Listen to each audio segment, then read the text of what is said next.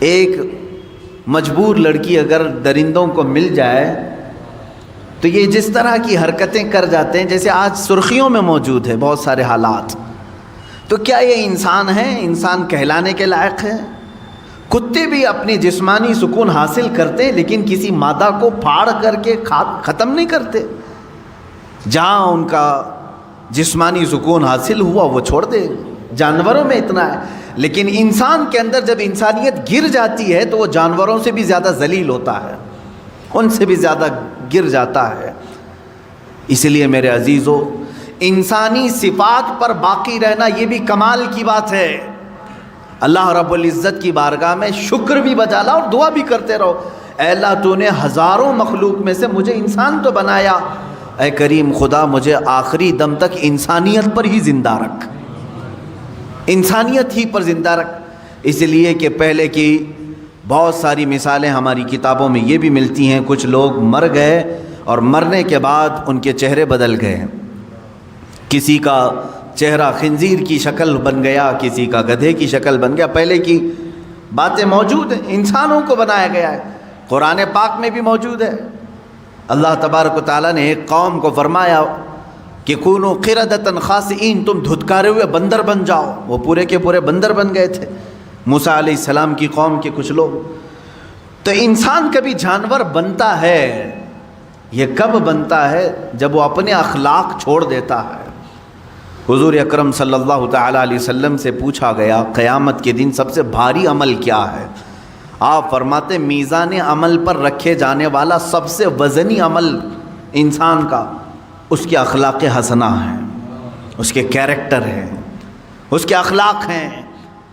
اور اسی لیے ایک بڑے حکیم و دانا ابن رشد تھے، انہوں نے کہا ہے کہ اپنی ایک کیلکولیشن میں انہوں نے لکھ کر کے بتایا، انہوں نے لکھا ایک نمبر لکھا، کہا یہ انسان کو میں 1 نمبر دیتا ہوں، اور پھر ایک 0 لگایا اور کہا اگر علم ہے تو اس کو میں 10 نمبر دیتا ہوں، اگر علم ہے تو میں اسے 10 نمبر دیتا ہوں۔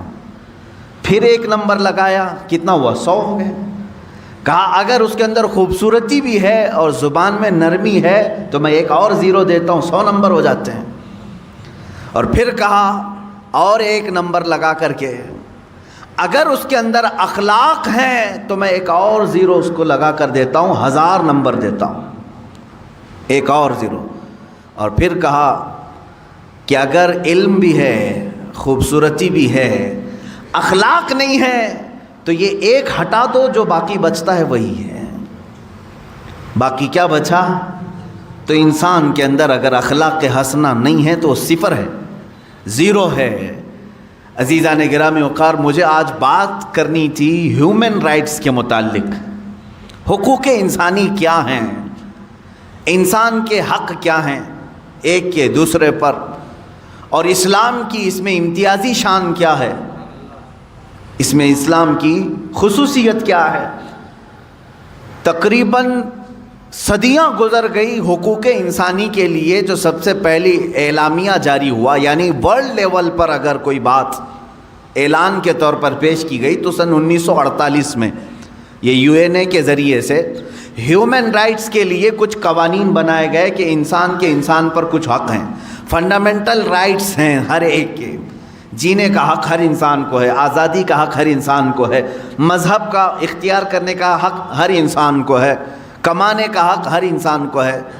یہ 1948 میں بنائے گئے، پوری دنیا میں مشہور کیے گئے، لیکن وہ بھی آج تک سب جگہ امپلیمنٹ نہیں ہو سکے۔ لیکن حجۃ الوداع کے موقع پر حضور اکرم صلی اللہ تعالیٰ علیہ وسلم نے حقوق انسانی، ہیومن رائٹس کا جو خطبہ دیا ہے اس کی مثال آج تک نہیں ہے۔ تعلیم حاصل کرنے کا حق ہر بندے کا ہے۔ ہندو مت میں پہلے تھا کہ صرف برہمن لوگ تعلیم حاصل کر سکتے تھے، منواد جب تھا تب تو حالات یہ تھے کہ اگر گیتا کسی دلت نے سن لیا تو اس کے کان میں گرم تیل ڈال دیا جاتا تھا۔ یہ کتابوں میں موجود بات میں عرض کر رہا ہوں۔ خیر، آج ترقی پاتے ہوئے حقوق انسانی کے طور پر بہت ساری چیزیں ختم ہو گئی۔ آج مساوات اور ایکویلٹی کی بات کی جاتی ہے لیکن اب بھی امپلیمنٹ نہیں ہو سکا۔ ہیومن رائٹس میں سب سے پہلے حقوق انسان کے کیا ہیں، وہ اسلام کے نظریے سے میں پہلے بتانا چاہتا ہوں۔ اللہ کے حبیب صلی اللہ تعالیٰ علیہ وسلم کی حدیث ہے، کل المسلم علی المسلم حرام دمہ و مالہ و عرضہ، ہر مسلمان پر کچھ چیزوں کا حرام، آپ نے فرمایا کچھ چیزیں حرام ہیں، اس کا خون لینا تمہارے لیے حرام ہے۔ خون مطلب بلڈ ڈونیٹ نہیں، قتل کرنا، کسی کا خون کرنا حرام ہے، اس کا مال تمہارے اوپر حرام ہے، اس کی عزت تمہارے اوپر حرام ہے۔ کیا مطلب ہے؟ نہ تم کسی کا ناحق قتل کرو گے، نہ کسی کا تم مال ہڑپ کر رکھو گے، نہ تم کسی کی عزت کے ساتھ کھلواڑ کرو گے۔ 5 چیزیں ایسی ہیں جن کو کہا جاتا ہے جس کی حفاظت ہر مسلمان کے لیے فرض ہے، ہر مسلمان کے لیے فرض ہے، اپنی بھی کرے اور دوسرے کی بھی کرے۔ یہ ہیومن رائٹس کا سب سے جیتا جاگتا ثبوت میں آپ کو دے رہا ہوں۔ 5 چیزیں کیا ہیں؟ توجہ سے سنیں۔ اسلام ہی اس بات کی شہادت دیتا ہے اور ضمانت بھی دیتا ہے کہ یہ 5 چیزیں جنہوں نے محفوظ کر لیا ان کا معاشرہ محفوظ ہو گیا۔ نمبر 1، ہر ایک کو اپنے جان کی حفاظت کرنی ہے، دوسرے کی جان کی حفاظت کرنی ہے۔ یہ سب سے بڑا حق ہے اسلام نے دیا ہے، تمہیں اپنی جان کی حفاظت کرنی ہے اور دوسرے کے جان کی حفاظت کرنی ہے، پہلی چیز۔ دوسری چیز ہے تمہیں اپنے مال کی حفاظت کرنی ہے اور دوسرے کے مال کی حفاظت کرنی ہے۔ جہاں تمہیں اپنا مال دیکھنا ہے ویسے ہی دوسرے کا مال۔ اس میں کوئی خرابی نہیں آئے گی اگر یہ 5 چیزوں پر کوئی کاربند ہو گیا۔ توجہ سنیں۔ اور پھر اپنی عزت کی حفاظت کرنی ہے اور دوسرے کی عزت کی حفاظت کرنی۔ نمبر 3، اپنی عزت، ایسا نہیں کہ تم بے آبرو ہو کر کے باہر گھومو گے۔ جس طرح تم اپنے آپ کو ننگا باہر دیکھنا پسند نہیں کرتے، کسی اور کو بھی ننگا دیکھنا پسند نہیں ہونا چاہیے۔ تم اپنے متعلق بھی عزت کی حفاظت کرو اور دوسرے کی بھی عزت کی حفاظت کرو۔ لوگ اپنے سطر کی تو حفاظت کر لے جاتے ہیں، دوسروں کے سطر دیکھنے کی کوشش کرتے ہیں۔ اسلام نہیں ہے۔ جان کی حفاظت اپنی اور دوسرے کی، مال کی حفاظت اپنی اور دوسرے کی، عزت کی حفاظت اپنی اور دوسرے کی۔ 3 چیزیں ہو گئی۔ چوتھی چیز اللہ کے حبیب صلی اللہ تعالیٰ علیہ وسلم کی حدیثوں سے ہے، اپنے نسب کی حفاظت کرو اور دوسرے کے نسب کی حفاظت کرو۔ نسب کی حفاظت یہ بہت ضروری چیز ہے۔ نسب کی حفاظت کا مطلب کیا ہے؟ بغیر شادی شدہ بچے پیدا ہونے نہ دینا، ورنہ اس کا نسب ہی نہیں معلوم ہوگا۔ اسلام نسب کا بہت اہتمام کرتا ہے۔ آج یورپ میں جا کر کے پوچھو تو ان کا نسب ہی نہیں معلوم ہے، ان کا باپ کون تھا معلوم ہی نہیں ہے، کیونکہ شادی کیا ہی نہیں۔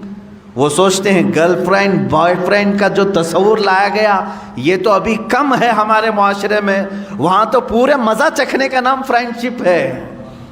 پوری شادی شدہ زندگی 2 بچے ہو جاتے ہیں پھر بھی گرل فرینڈ ہے ہماری۔ یہ نسب کو انہوں نے تباہ و برباد کر دیا، اور اس کے بعد جم گیا تو ٹھیک ہے، نہیں جما تو چھوڑ دیا۔ ہزاروں کی تعداد میں بچے ہیں، ایسے اولاد ہیں ان کے باپ کا اور ان کے نسب کا کچھ عطا پتہ نہیں ہے۔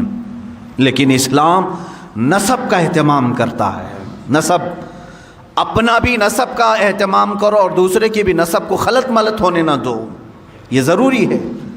اب یہاں سے کوئی یہ بات نہ سمجھ لے نسب کا مطلب اپنے ہی خاندان میں شادی کرنا ضروری ہے تاکہ ہمارا خاندان میں، ایسا ضروری نہیں اسلام۔ لیکن یہ ضروری ہے کہ تمہارے بچے کا کوئی باپ ہو، اس کا دادا ہو، اس کا نسب اوپر تک پہنچتا ہو۔ اگر بچے کا کوئی باپ ہی نہیں رہا، آہرہ جس کو کہتے ہیں، عورت ایسی فاحشہ اور طوائف ہے کہ اس نے نہ شادی کی لیکن اولاد ہوئی، وہ اپنے بچوں کے باپ کا نسب کس طرف جوڑیں گے؟ اسلام اس کے خلاف ہے۔ اسی لیے کتنا اہتمام کیا ہے معلوم ہے اسلام نے؟ ایک اس کی مثال میں دے دوں۔ اگر کسی عورت کو آپ نے طلاق دیا تو اسلام کہتا ہے وہ دوسرے سے نکاح کر سکتی ہے، لیکن تھوڑے دن اس کو ٹھہرنا فرض ہے۔ کیوں؟ کتنے دن تک ٹھہری رہے گی مطلقہ عورت؟ کتنے دن تک؟ 3 حیض جب تک اس کے نہ آ جائیں تب تک وہ دوسرے مرد سے نکاح نہیں کرے گی۔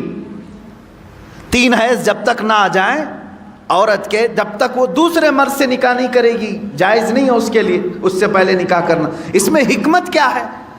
اس لیے کہ سائنٹیفیکل بھی آپ دیکھیں تو پتہ چلے گا، اگر حمل ٹھہرا تھا پہلے مرد سے تو حیض نہیں آئے گا عورت کو۔ طلاق دینے والا مرد طلاق دے دیا اور اگر اس سے اس کو پریگننسی ہو گئی تھی، حمل ہو گیا تھا، تو پھر عورت کو حیض نہیں آئے گا۔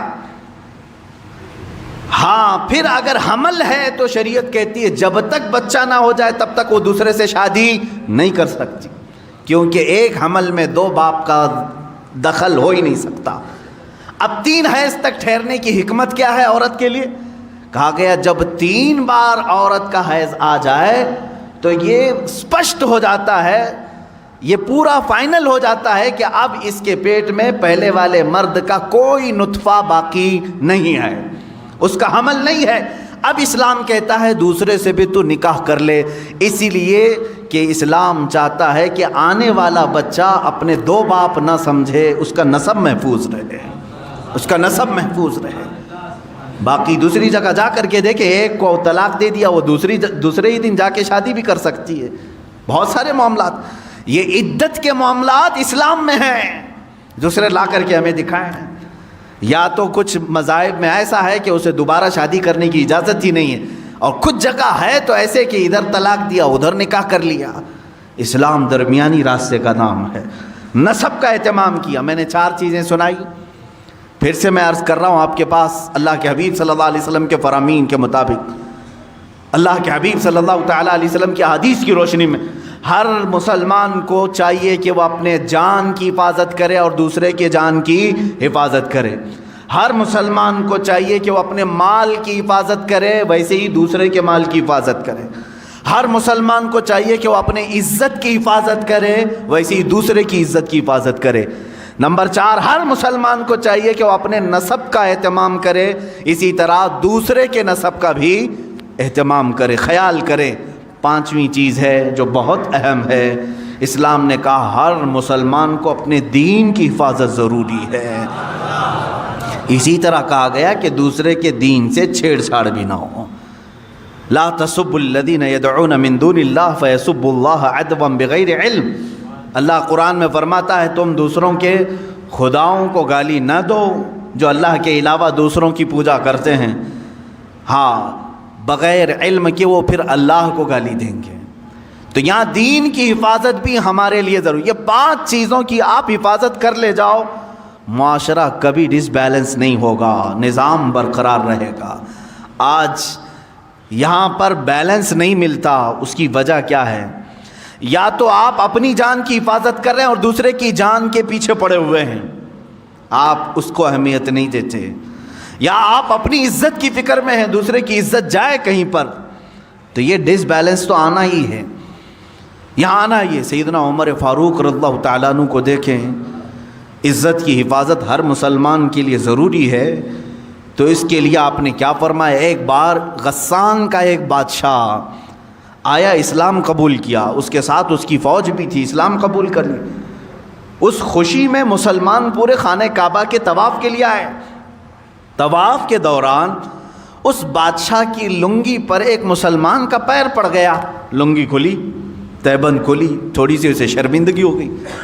بادشاہ وقت تھا، لیکن طواف کے وقت کہاں بادشاہ، کہاں غریب، کہاں فقیر ہو گیا۔ لیکن اس کے بدلے میں اس نے پلٹ کر کے اس مسلمان کو مارنا شروع کر دیا، بہت مارا، زخمی کر دیا۔ اب ظاہر سی بات ہے جان بوجھ کر کے تو اس کی لنگی کھینچی نہیں تھی اس مسلمان نے، اس کی تہبند پکڑ کر کھولا تو نہیں تھا، پڑ گیا پیر۔ سیدنا عمر فاروق رضی اللہ تعالیٰ عنہ کی بارگاہ عدالت میں یہ مسلمان نے مقدمہ کر دیا، کہا حضور یہ جو غسانی بادشاہ ہے، جبلہ بن احم اس کا نام تھا، اس کے تہبند پر میرا پیر پڑھا، غلطی سے ہوا، لیکن اس نے مجھے اس غلطی سے کئی زیادہ مارا ہے، زد و کوب کیا ہے، مجھے زخمی کر دیا ہے۔ سیدنا عمر فاروق رضی اللہ تعالیٰ عنہ نے اس مقدمے کو سننے کے بعد سیدھے بادشاہ کو اپنی عدالت میں طلب کیا، کہا بادشاہ آ جاؤ۔ جب وہ آیا تو کل تک تو بڑا اعزاز و اکرام تھا حضرت عمر فاروق کے ساتھ، تو وہ آپ کے بغل میں بیٹھنے آیا تو آپ نے کہا نہیں، وہاں کٹہرے میں کھڑا رہو جہاں مسلمان کھڑا ہے۔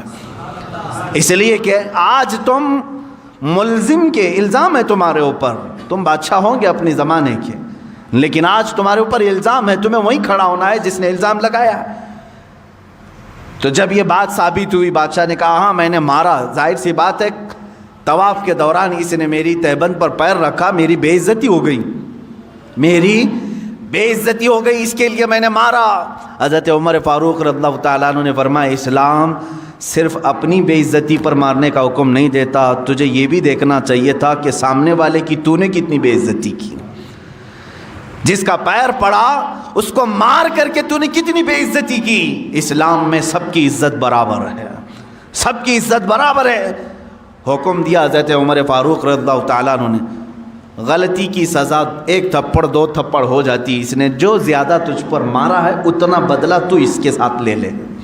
فیصلہ ہو گیا، مسلمان کو کہا گیا تو اس بادشاہ کو ویسے ہی مار جیسے تجھے اس نے مارا ہے۔ اس نے کہا کیا ایسی بھی کوئی فیصلہ ہوتا ہے، ایسی عدالت ہوتی ہے بادشاہ کے ساتھ ایک عام آدمی کو مارنے کا حکم دے رہے ہیں آپ؟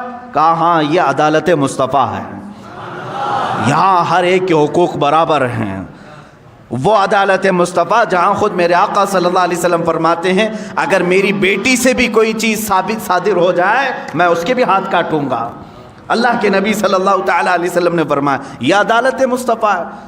حقوق انسانی اس کو کہتے ہیں میرے عزیزو، ہیومن رائٹس اس کو کہا جاتا ہے۔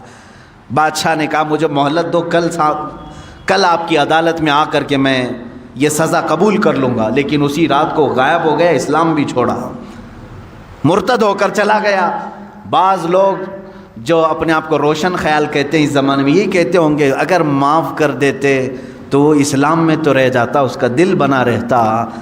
حضرت عمر فاروق رضی اللہ تعالیٰ عنہ کے زمانے میں کچھ لوگوں نے کہا، لیکن وہ ماڈرن خیال کے نہیں تھے، لیکن انہوں نے کہا کچھ رعایت آپ کر جاتے وہ اور اس کی فوج رہ جاتی۔ حضرت عمر فاروق رضی اللہ تعالیٰ عنہ نے فرمایا اللہ کریم ہے، اس طرح کے 1000 بادشاہ اسلام میں لائے گا، کسی ایک کے جانے سے مجھے کچھ فرق نہیں پڑتا۔ فرق تو یہ ہوتا کہ اگر آج میں نے اس کے ساتھ الگ فیصلہ کیا ہوتا، صبح قیامت تک آنے والی قومیں بادشاہوں کے ساتھ الگ انصاف کرتی، غریبوں کے ساتھ الگ کرتی۔ یہ ہیومن رائٹس ہے، جہاں سے بالکل کوئی ایک قطرہ بھی کسی کا ناانصافی سے استعمال نہ کیا جائے۔ عزیزان گرامی، یہ معاشرہ جو آج ہمارا نظام، ہماری جو سوسائٹی ڈس بیلنس ہے، اس کی وجہ یہ ہے یا تو آپ اپنی جان کی حفاظت کر رہے ہیں لیکن دوسرے کی جان کی پرواہ نہیں ہے، آپ اپنی عزت کی فکر کر رہے ہیں دوسرے کی عزت کی فکر نہیں۔ ہمارے لیے سب کی عزت برابر ہو، سب کی عزت برابر ہو۔ آپ کو معلوم ہے آخری حج ہے میرے آقا صلی اللہ علیہ وسلم کا، اس دن اللہ کے نبی صلی اللہ تعالیٰ علیہ وسلم جو 10ویں ذی الحجہ ہے، پوچھا ہے میرے صحابہ آج کا دن کون سا ہے؟ کہا 10ویں ذی الحجہ ہے۔ حضور صلی اللہ تعالیٰ علیہ وسلم صحابہ سے فرماتے ہیں یہ زمین کون سی ہے تمہیں معلوم ہے؟ کہا اللہ کی مقدس سرزمین بلد اللہ الحرام، مکہ مکرمہ۔ فرماتے ہیں یہ گھر خانہ کعبہ جانتے ہو؟ کہا یہ اللہ کا سب سے مقدس گھر ہے۔ اب سنو میرے آقا صلی اللہ علیہ وسلم فرماتے ہیں اس مہینے کی جیسی حرمت ہے، عزت ہے ذی الحجہ کی، اس شہر کی جیسی عزت ہے، اس خانہ کعبہ کی جیسی عزت ہے، حضور فرماتے ہیں میرے نزدیک ایک مومن کی عزت اس سے بڑھ کر کے ہے۔ ذی الحجہ کے مہینے سے بڑھ کر، بلد اللہ الحرام سے بڑھ کر، خانہ کعبہ سے بڑھ کر ایک مسلمان کی عزت کو اللہ کے نبی نے اتنا بلند کیا۔ اگر ہم خانہ کعبہ کی عزت کو نہیں اچھال سکتے، پسند نہیں کرتے، اسی طرح ہمیں کسی مسلمان کی عزت پر بھی حملہ نہیں کرنا چاہیے۔ یاد رکھیں قیامت کے دن ان معاملات میں پھنس جائیں گے۔ اب رہی بات مال کی حفاظت، مال کی حفاظت، یہاں پر بھی جو بیلنس بگڑا ہے اس کی وجہ صرف یہی ہے کہ آپ اپنے مال کو تو تجوریوں میں مکفل کر دیے لیکن دوسرے کے مال کی پرواہ نہیں۔ ہونا تو یہی چاہیے کہ میرا مال جس طرح محنت کا ہے اسی طرح میرے بھائی کا بھی مال ہے۔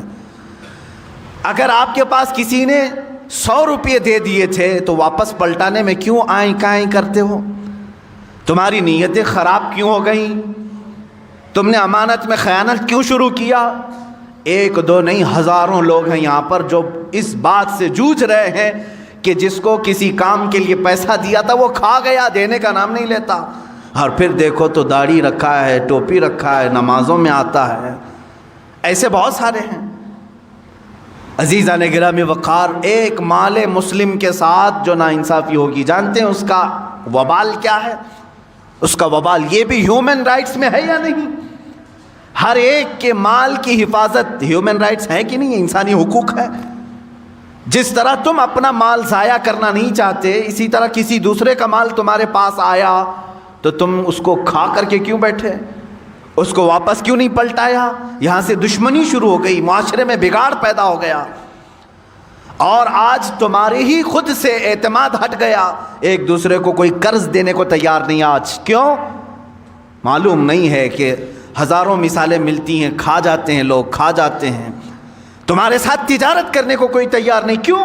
امانت ختم کر دیا. جب تک تمہیں امانتوں کو واپس پلٹانے کی عادت نہ آ جائے، تمہاری برکتیں بھی چھین لی جائیں گی، برکتیں ختم ہو جاتی.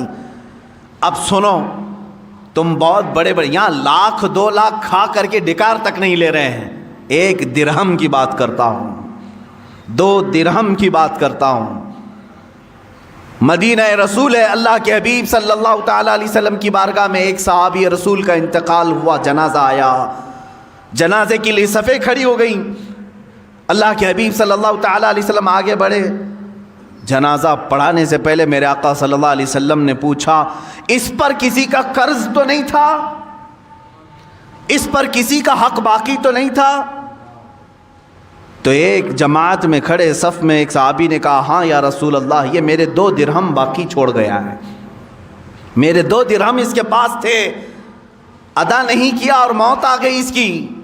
اللہ کے حبیب صلی اللہ تعالیٰ علیہ وسلم کے الفاظ سنو، حدیث پاک میں موجود ہیں، صلو علی صاحبکم ولا اصلی علیہ.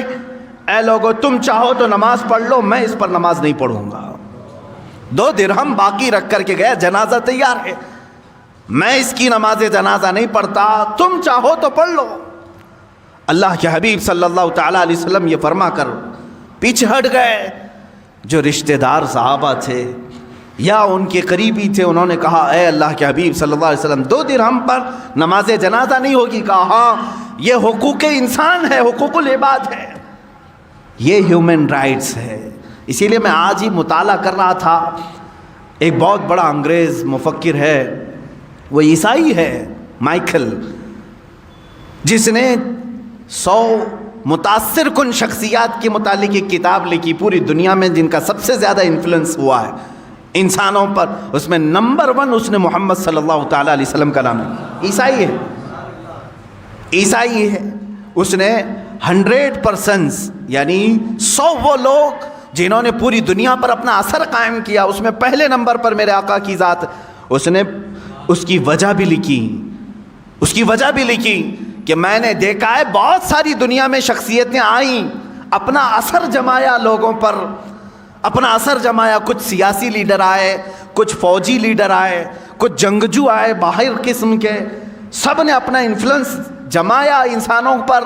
لیکن محمد صلی اللہ تعالیٰ علیہ وسلم، پروفٹ محمد، ایک ذات ایسی ہے جن کے جانے کے 1400 سال بعد بھی انفلوئنس باقی ہے، اثر ختم نہیں ہو رہا ہے. اور ایسے مضبوط قوانین انہوں نے بنائے تھے کہ وہ اپنے لیے بھی اس کو امپلیمنٹ سمجھتے تھے اور سارے لوگوں کے لیے بھی. یہ کون کہہ رہا ہے؟ ایک انگریز مفکر کہہ رہا ہے. اللہ کے حبیب صلی اللہ تعالیٰ علیہ وسلم اصول کے اس قدر پابند تھے، پابندی کرانے والے تھے. اللہ کے حبیب صلی اللہ تعالیٰ علیہ وسلم نے فرمایا، تم اپنے صاحب کی نماز پڑھتے ہو تو پڑھ لو، میں نہیں پڑھوں گا. یہ مال مسلم کی حفاظت ہے. مسلمان کے مال کو جیسا تمہارا مال محفوظ ہے، ویسا ہی دوسرے کا مال بھی محفوظ ہونا چاہیے. تو ایک صحابی نے بڑھ کر کے کہا، آقا میں ضمانت دیتا ہوں، میں ضمانت دیتا ہوں کہ اس کے 2 درہم میں قرضہ چکا دوں گا، آپ نماز پڑھا دیں. وہ سامنے آئے تو حضور صلی اللہ علیہ وسلم نے ان کو سامنے کیا، آؤ وقت بتاؤ کہ کس وقت ادا کرو گے. انہوں نے کہا، کل کی مغرب تک میں 2 درہم ادا کر دوں گا، مجھے وقت دیا جائے. تو اس قرض خواہ سے پوچھا گیا، کیا تجھے منظور ہے کل تک کا ٹائم؟ اس نے کہا، ہاں یا رسول اللہ صلی اللہ علیہ وسلم. تب حضور نے نماز پڑھائی اور اس کے بعد دعا نہیں کی. دوسرا دن آیا مغرب، حضور اکرم صلی اللہ تعالیٰ علیہ وسلم انتظار میں تھے، فوراً اس صحابی کو بلایا جنہوں نے ضمانت لی تھی، وہ حاضر تھے اور وہ مال لے کر کے بھی آئے تھے 2 درہم، اور اس قرض خواہ کو ادا کیا۔ تب میرے آقا نے ہاتھ اٹھا کر کے دعا کی، اے اللہ کل جس کی وفات ہوئی اس کی مغفرت فرما۔ ہیومن رائٹس کی اس سے بڑی مثال کہیں تم دکھا سکتے ہو؟ یعنی حقوق انسانی، مال مسلم ہر ایک کے لیے ضروری ہے اس کی حفاظت۔ جن لوگوں نے ہڑپ کر کے اب رکھا ہے یا کسی کا دینا باقی ہے، یاد رکھو 1 روپیہ تمہیں جہنم میں لے جا سکتا ہے۔ 1 روپیے کی بات کر رہا ہوں، 1 روپیہ تمہیں دوزخ میں لے جا سکتا ہے۔ جس کا دینا باقی ہے یہاں پر ختم کر کے چلے جاؤ۔ 2 باتیں اور میں کہہ جاتا ہوں، مسلمان پر جو حقوق فرض ہیں اس میں مال کی بھی حفاظت فرض ہے۔ فرمایا گیا کل قیامت کے دن کچھ لوگوں کے گلے میں زمینوں کا طوق ڈالا جائے گا، زمینیں لٹکائی جائیں گی اور وہ اس بوجھ سے ان کا چہرہ نیچے جھک چکا ہوگا۔ بڑی بڑی زمینیں گلے میں طوق بنا کر ڈالی جائیں گی۔ تم کیا سمجھ رہے ہو میں تو اتنا ہی چھوٹا ہوں، اتنی بڑی زمین گلے میں کہاں سے آئے گی؟ قیامت کے دن جہنم میں جانے والی کی شکل بہت بڑی بنائی جائے گی۔ حدیث پاک میں ملتا ہے ایک جہنمی کی شکل مکہ اور مدینے کے بیچ جتنا فاصلہ اتنے بڑے فاصلے جیسی بنائی جائے گی۔ 450 کلومیٹر کا فاصلہ ہے، 425 کلومیٹر کا فاصلہ ہے۔ اگر ایک آدمی بیٹھ جائے تو کہا گیا کہ ادھر اس کا ہاتھ ہوگا ادھر ایک ہاتھ ہوگا، اتنی بڑی شکل بنائی جائے گی، تب اسے دوزخ میں ڈالا جائے گا۔ زمینوں کا طوق اس کے گلے میں ڈالا جائے گا۔ کیوں؟ کہا اس کی زمین ہڑپا ہوگا، اس کی زمین پر قبضہ کیا تھا، اس کا مال لیا تھا۔ یہ سب قیامت کے دن سَيُطَوَّقُونَ مَا بَخِلُوا بِهِ يَوْمَ الْقِيَامَةِ۔ اللہ تعالیٰ نے قرآن میں بھی فرمایا جو کچھ انہوں نے بخالت کی وجہ سے بچا کر اپنے پاس رکھ لیا تھا یہ طوق بنا کر گلے کا ہار بنا کر کے قیامت کے دن ڈالا جائے گا۔ حقوق میں تم پورے کے پورے اتر جاؤ مسلمانوں، ایک دوسرے کا حق نہ کھاؤ۔ اب سنو، میں سمجھتا ہوں دنیا میں سب سے افضل موت اگر کوئی ہے انبیاء کرام کے بعد، سب سے افضل موت جس کی ہم تمنا کرتے ہیں وہ شہادت کی موت ہے یا نہیں ہے؟ شہید جو ہے دنیا کا وہ بہترین انسان ہے جس کے متعلق فضیلتیں آئی ہیں قرآن پاک میں بھی حدیث پاک میں۔ اللہ نے تو یہاں تک فرمایا کہ ان کو مردہ مت کہنا، مرنے کے بعد بھی اللہ فرماتا ہے وہ زندہ ہیں، انہیں رزق بھی میں دے رہا ہوں۔ یہ شہید کے لیے آیا ہے قرآن میں، باقی میتوں کے لیے نہیں آیا۔ شہید کے لیے حدیث میں یہ بھی ہے کہ دنیا میں وہ واحد ایسی ذات ہے جس کو مرنے سے پہلے اسے جنت دکھائی جاتی ہے، خون کا قطرہ اس کا زمین پر گرنے سے پہلے اسے جنت کے دروازے دکھائے جاتے ہیں، اس کا ٹھکانہ اسے دکھایا جاتا ہے، وہ جنت میں اپنا محل دیکھ کر کے جاتا ہے شہید۔ اب سنو، سب سے افضل موت شہید کی ہے۔ ایک بار درد ہوتا ہے شہادت میں، باقی ہمیشہ کا آرام ہی آرام ہے، سکون ہی سکون ہے۔ شہید کے لیے کہا گیا اس کے اگلے پچھلے سارے گناہ اللہ معاف فرمائے گا۔ یہ سب سے بڑے اصول ہو گئی زندگی، کچھ بھی تھے اس کے گناہ معاف کر دیے جائیں گے۔ لیکن ایک جگہ جا کر میری نظر رک گئی، حدیثوں کو پڑھ رہا تھا، قیامت کے دن اگر شہید کے اوپر کسی کے مال کا حق باقی تھا تو فرمایا جائے گا اسے دوزخ میں بھیجو۔ فرمایا گیا شہید کو بھی اس چیز کی معافی نہیں اگر کسی مسلمان کا مال رکھ کر کے آیا ہے، باقی سارے گناہ اس کے معاف کر دیے جائیں گے۔ اگلے پچھلے گناہ، بڑے بڑے گناہوں کی معافی کا اعلان ہے، کبیرہ گناہ بھی اللہ معاف کرے گا۔ لیکن اگر کسی مال مسلم کو لے کر کے دنیا سے آیا ہے، رب تعالیٰ فرمائے گا یہ حقوق العباد میں گرفتار ہے، اب اسے وہ فضیلت نہیں ملے گی جو شہیدوں کو ملتی۔ عزیزان گرامی، اس سے اندازہ کر سکتے ہو کہ یہ حقوق انسانی پر اسلام نے کتنی بڑی توجہ دی ہے۔ جان کی جیسے حفاظت ہے، دوسرے کی جان نہ لو، وَلَا تَقْتُلُوا النَّفْسَ الَّتِي حَرَّمَ اللَّهُ إِلَّا بِالْحَقِّ۔ اللہ نے فرمایا کسی جان کا قتل مت کرنا، اللہ نے تم پر حرام کر دیا ہے مرڈر کرنا کسی کا بھی، الا بالحق، ہاں حق کے ذریعے سے۔ حق کے ذریعے سے مطلب کیا ہے؟ خدائی قوانین میں اگر وہ شبخون مارتا ہے تو پھر وہ بادشاہ اسلام ہو یا حکومت وقت ہو جو اس کی جان لینے کے متعلق فیصلے کر سکتی، لیکن کسی بھی انسان پر کسی دوسرے کا قتل کرنا جائز نہیں۔ جان اسی طرح عزت، اسی طرح دوسرے کے مال کی حفاظت اور نسب کی حفاظت اور اپنے دین کی حفاظت۔ میں آج چیلنج کے ساتھ کہتا ہوں میرے عزیزو، یہ 5 ایسے اصول ہیں، رہنما اصول ہیں جو تمہیں کسی معاشرے میں نہیں ملیں گے۔ اگر تم نے امپلیمنٹ